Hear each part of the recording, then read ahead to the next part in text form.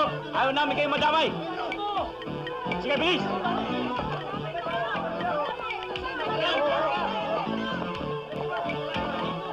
Kailangan tulungan niyo ako. Kailangan itago niyo ako dahil may humahabol sa akin masasamang loob. Naku, ayoko. Baka madami pa ako. Bahala kayo dyan. Kasi sila. Nandyan sila. Sigurado ako. Alam na ba ni Daddy Boogie ito? Hindi pa. Ba't di niyo tinawag? Rocky, hindi ba mas maganda kapag nahuli natin sila? Iharap natin kay Daddy Boogie, di ba? Ano? Pasukin niyo!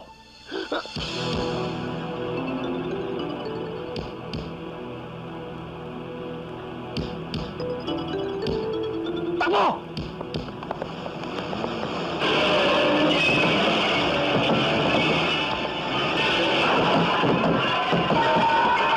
Don, dali!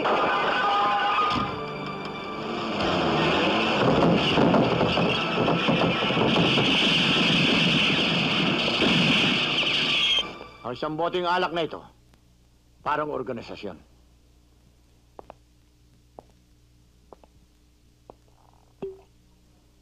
Isasalin sa mga baso para inumin.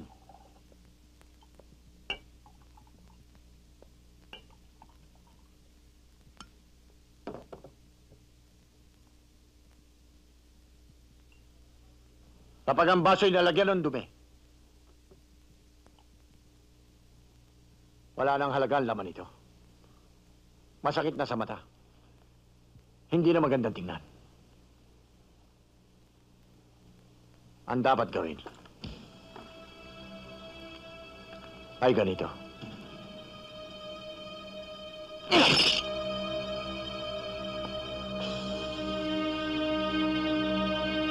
Ang isa sa inyo ay katulad ng basong binasag ko.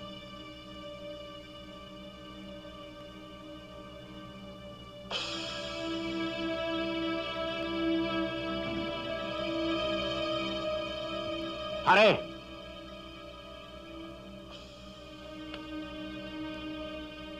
Ang usapan namin ng huling tawag niya, aakyat sila dito sa Baguio the next day para sunduin at ibaba ko dyan sa Maynila para sa final arrangement ng kasal ninyo. Sabi pa nga niya, isasama daw niya ang buong barkada niya. Kaya ipinahanda ko itong bahay. Hanggang ngayon, wala. May idea ka ba, Nelly, kung nasaan sila?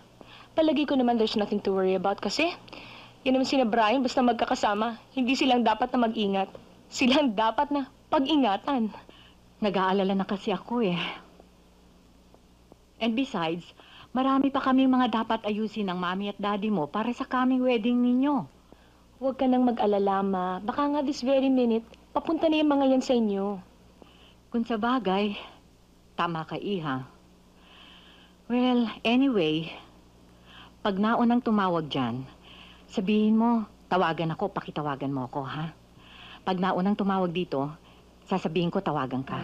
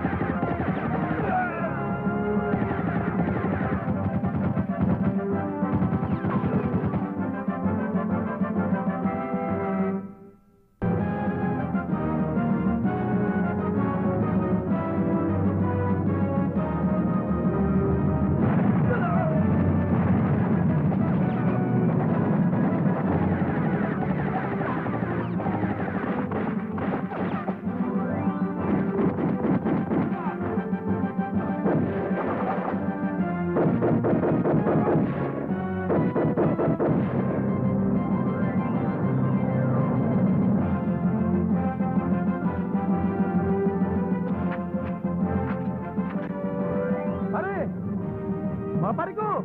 Huy! Pare! Relax ka lang! Lagot ka namin! Pare! One for all and all for one! sa likod mo!